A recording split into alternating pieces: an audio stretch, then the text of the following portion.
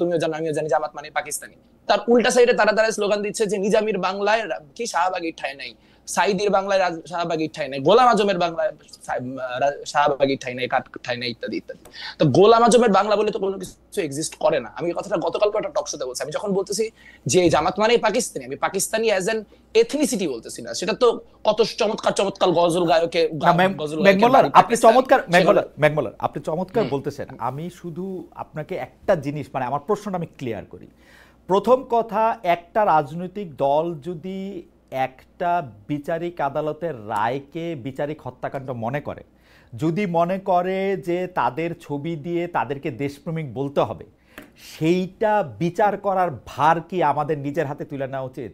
উনি যদি কারো আপনি তুলে নিছেন, তো আপনি তুলে নিয়ে তার একটা পাল্টা জায়গায় নিয়ে গেছেন। তো কেউ যদি বলে যে নিজামীর বাংলায় অমুকের ঠাই নাই, যে কারো বাংলায়, মানে এটা এখন রনির বাংলায় বললে বা মেঘমল্লারের, আমি যেমন এটাকে মেঘমল্লারের বাংলা বলতে চাই, তো এখন রনি যদি আমাকে এটার জন্য আক্রমণ করে, রনিকে এটা আক্রমণটা করতে পারবে নাকি ওর জাজ করতে হবে ও ঠিক বলতেছে না ভুল বলতেছে?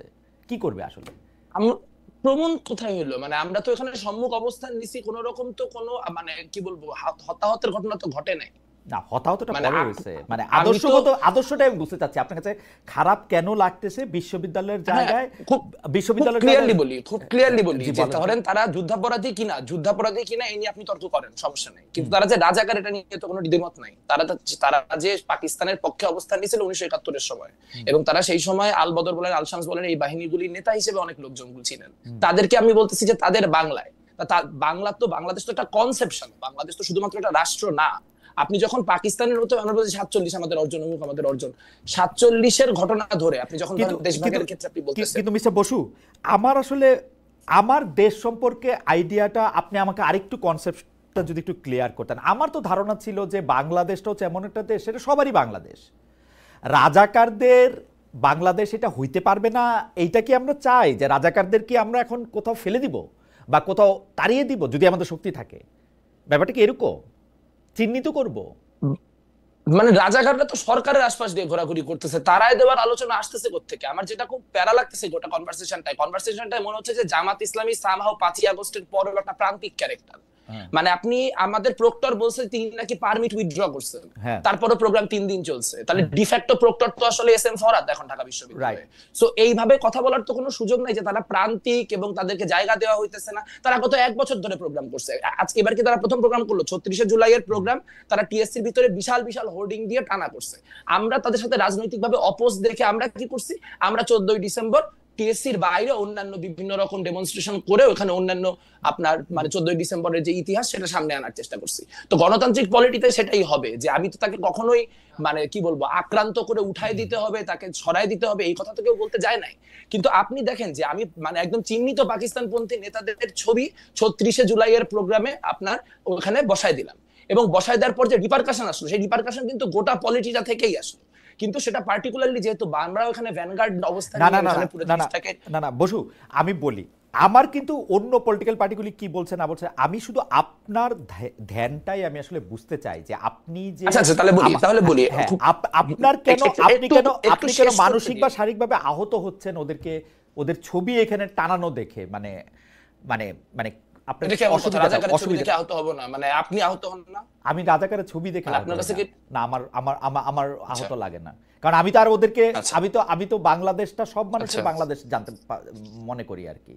খালেদ ভাই, এখানে তো নাগরিক অধিকারের প্রশ্ন তোলার কথা আসতেছে কোত্থেকে? যাদের ছবি দেওয়া হচ্ছে তারা সবাই মৃত, কাজে এখানে তাদেরকে বাংলাদেশে থাকতে দিব না, পাকিস্তানে পাঠিয়ে দিব, that is not the discussion we are having. আলোচনাটা হচ্ছে যে তাদেরকে আমি হিরো হিসেবে সেলিব্রেট করব কিনা। তারা বলতেছে যে তারা ভিকটিম হিসেবে রাখা হয়েছে, কিন্তু তার পর মুহূর্তে তারা যখন স্লোগান দিচ্ছে তখন তারা তাদেরকে হিরো হিসেবে সেলিব্রেট করতেছে। এখন আপনি চাইলে এটা রাখতে পারেন, তাহলে খুব ফাইন, যে হইতেছে এরকম হবে 5 বছর 2-4-5 বছর পরে আমরা আওয়ামী লীগের ক্ষেত্রে এরকম হবে যে আমরা আওয়ামী লীগকেও এরকম ভাবে একটা এন্ট্রেন্স পলিটিক্সে দিয়ে দিব সবাই মিলে, যে হচ্ছে তারাও এরকম একই কাজ করতে পারে, তারা শেখ হাসিনার বাংলায় অমুকের ঠাঁই নেই আবার হবে বাংলাদেশে। কিন্তু তাহলে গণহত্যা কোয়েশ্চেনটা আসলে আমাদের কাছে সিরিয়াস না, আমাদের কাছে এটা সিরিয়াস এনাফ না যেটাকে আমরা লেফট ভার্সেস রাইট বা এই লেন্সে আমাদেরকে দেখতে হচ্ছে। কোয়েশ্চেন এটা না যে ওখানে বামপন্থীরা এরকম অবস্থান নিল কেন, কোয়েশ্চেন হচ্ছে এইটা যে আরো সবাই মিলে নিতে পারলো না কেন। একটা ছোট্ট জিনিস বলি যে আমি যখন বলতেছি পাকিস্তান, আমি পাকিস্তান তখন একটা ধারণা হিসেবে বলতেছি, আমি পাকিস্তান একটা কনসেপ্ট অ্যাজ অ্যান আইডিওলজি বলছি, আমি পাকিস্তান অ্যাজ এ নেশন হিসেবে বলতেছি না। পাকিস্তানি হওয়া কোনো দোষের কিছু না, অনেক ভালো ভালো মানুষ পাকিস্তানি, আমাদের অনেক পাকিস্তানি কমরেড আছে। আমরা যখন বলতেছি মানে আপনার গোলাম আজম পাকিস্তানি, তার মানে গোলাম আজম তো 1972-এর পরে পাকিস্তানের সিটিজেনও ছিলেন, পুরো পাকিস্তান পুনরুদ্ধার কমিটির কাজকর্ম তারা করেছেন। না আমার মনে হয় সেই জায়গা থেকে আমার মনে হয় বেগম রোকেয়া, আমরা আমরা একটু সময় নেই, মানে আপনার হয়তো আমি আর আপনি কোন একটা জায়গায় কানেকশনে একটা অসুবিধা হইতেছে কিনা। আমার কাছে মনে হয় যে আপনি বাংলাদেশে আইন আদালত আছে, পাশাপাশি বাংলাদেশে রাজনৈতিক কর্মকাণ্ডও চলবে, রাজনৈতিক দলগুলিও থাকবে, কিন্তু একটা রাজনৈতিক দল আরেকটা রাজনৈতিক দলের বিশ্বাসকে বা তার ইডিওলজিকে আপনি কাউন্টার করার জন্য ওইখানেই সশরীরে দাঁড়ায় এই প্রতিবাদটা করবেন কিনা, এবং এই প্রতিবাদটা আসলে সেই জায়গায় যদি বিশ্ববিদ্যালয় কর্তৃপক্ষ স্টেপই না করতো তাহলে এটা আরও একটু খারাপ জায়গায় যাইতো কিনা, আমি ওইটা বুঝতে চেষ্টা করতেছি যে আপনার মনটা। যেমন আপনি আমার প্রশ্ন করলেন রাজাকারের ছবি দেখলে কি আমার খারাপ লাগবে না, না আমার লাগবে না। ছবি দেখার সাথে খারাপ লাগার কোনো সম্পর্ক নাই, কারণ আমি আমার ইডিওলজি জানি, আমার ইডিওলজির সঙ্গে অন্য একটা ইডিওলজি আমাকে ব্যাহত করে কিনা বলতে আমি বুঝাতে চাই যে বাংলাদেশের সবার মতই থাকবে। আপনার মতটা যদি এখানে আপনি একটু বলতেন যে কেন আমাকে একটা ছবি দেখে খুব বিহব্বল হয়ে যেতে পারবে, কেন একটা স্লোগান শুনে আমাকে খুব কেঁপে উঠতে হবে, কেন, কারণটা কি? কারণ এখানে আমরা খুব স্পষ্টত দেখতে পাচ্ছি 24-এর যে অভ্যুত্থান, সেই 24-এর অভ্যুত্থানকে নানান ফর্মে 1971-এর কাউন্টার হিসেবে জামাত শিবির দাঁড় করানোর চেষ্টা করতেছে। এটা কোনো আইসোলেটেড ইনসিডেন্ট না, এই ইনসিডেন্ট গুলা বারবার করে ঘটতেছে, মুখপত্রে বারবার করে লেখা হচ্ছে যে জামাত হচ্ছে কি কিছু মুসলমান ভুল বুঝে মুক্তিযুদ্ধে অংশগ্রহণ করছিল, সেই জায়গাটা নিয়ে আবার যখন যথেষ্ট চাপ আসতেছে তারা সেখান থেকে সরে যাচ্ছে। মানে সাথী এই সোহরাওয়ার্দী উদ্যানে একটা প্রোগ্রাম করার সুযোগ পাইছে, প্রোগ্রাম করা শেষেই প্রথম কথা বলছে যে 7ই মার্চেও এত লোক হয় নাই সোহরাওয়ার্দী উদ্যানে যে পরিমাণ লোক হয়েছে।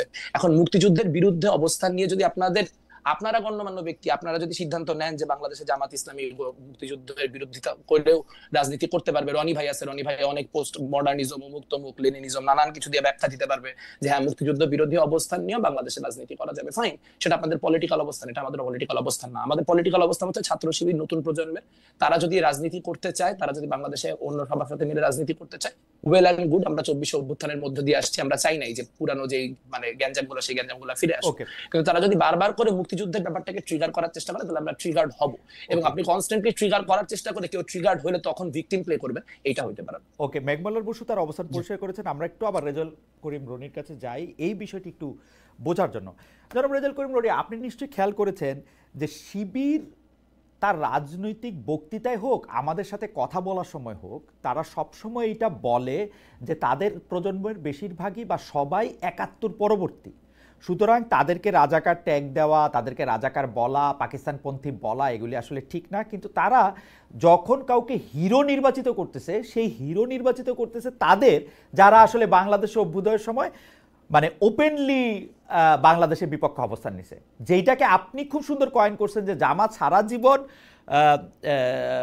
পিপলের বিপক্ষে আর অ্যাডমিনিস্ট্রেশনের পক্ষে থাকে, এরকম একটা সুন্দর লাইন আপনি এটা বলছেন যে তাদের পলিটিক্যাল অবস্থানটাই খুব গোলমেলে।